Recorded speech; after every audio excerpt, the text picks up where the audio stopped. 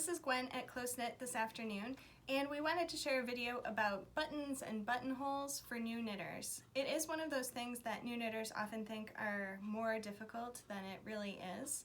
And so we wanted to give a few tips and tricks and just a few ways to think about buttonholes to hopefully inspire a few of you to make your first cardigan or your first baby sweater that uses buttonholes and buttons as you're knitting. So to start off, there are two basic ways of getting buttonholes into a piece of knitting. You can knit them as you're going along, and many patterns will have you do it this way. The advantage to doing it this way is that when you've completed the knitting of the garment, your buttonholes are done and you're ready to sew on the buttons, and the finishing's a lot quicker.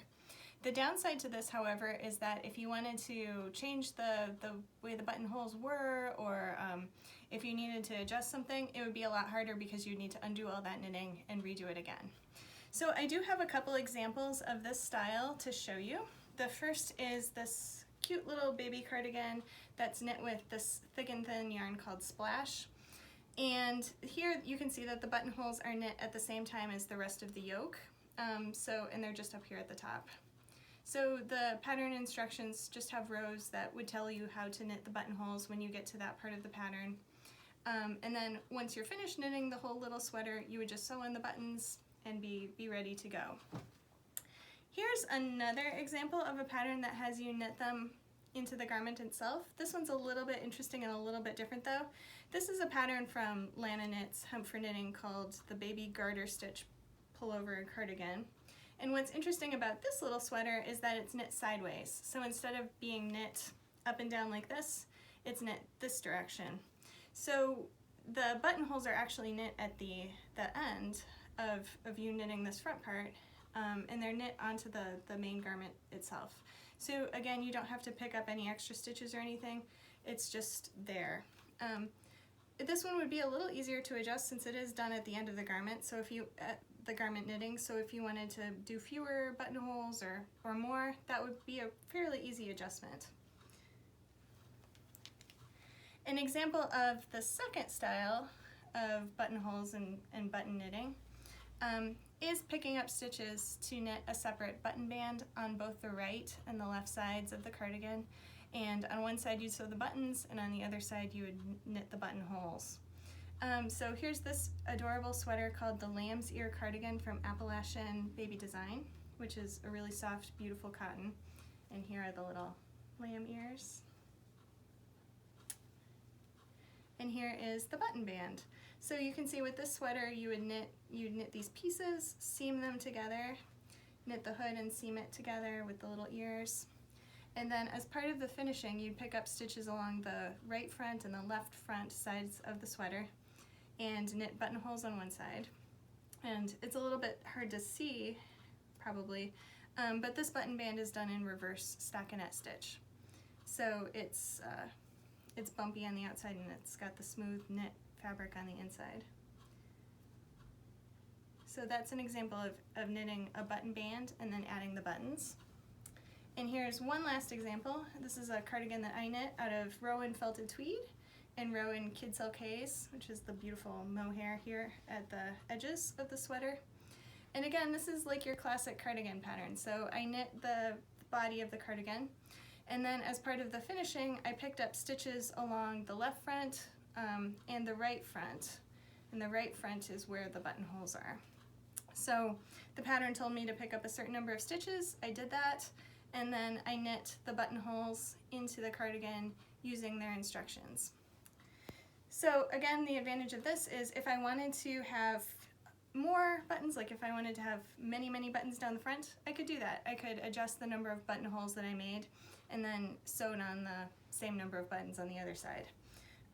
If something was not quite working with my button band, it's easier to take this off, do it again, and see if I can come up with something better the second time.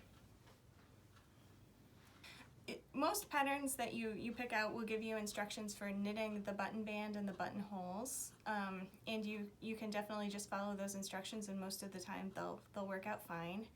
One thing to keep in mind when you're picking up stitches to knit a button band, however, is that instructions will vary. Some patterns will just say something simple like pick up 95 stitches along the left front and knit a band, pick up 95 along the right front and knit a band.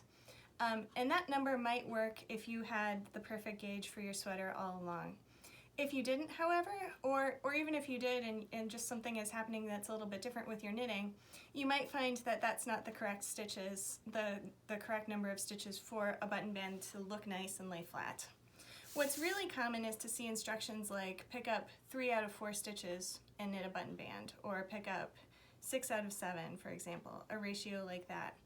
That's going to be a little closer most of the time for a button band that will look nice and lay flat on the garment, but again, it's really up to your individual knitting and your individual project whether or not that's going to be a good number for you.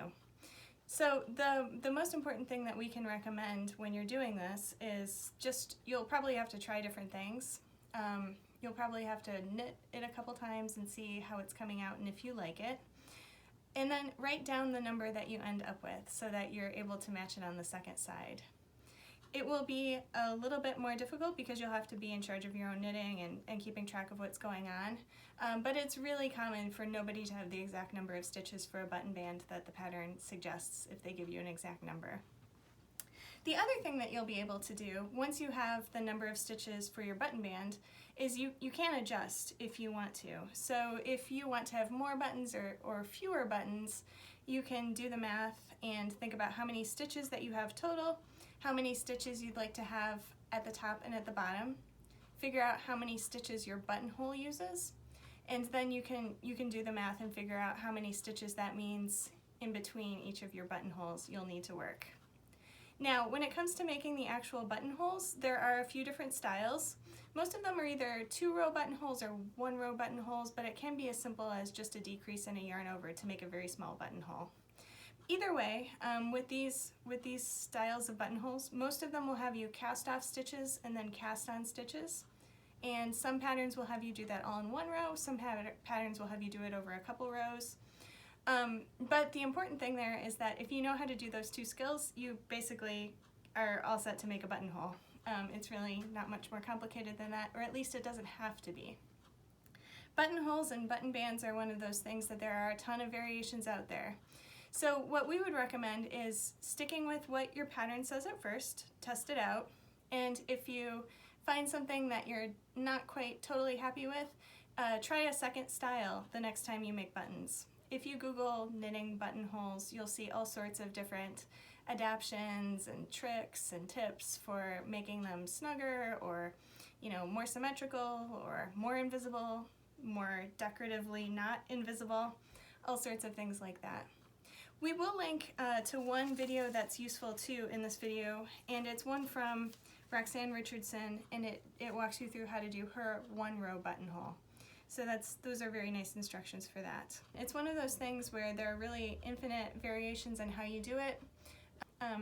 But our main message here today is that it doesn't actually have to be that complicated. It can be pretty simple.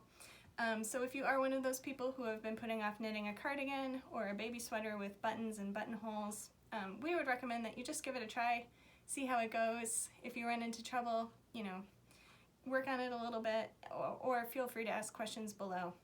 Another place that you can ask questions is the Close Knit Boneyard Knitting Group. So that's on Facebook. If you search for Boneyard Knitting, you'll find it. It is a private group, so you'll have to ask to join, but everyone is welcome to join there. So we hope this has been a little bit helpful to you, and happy knitting.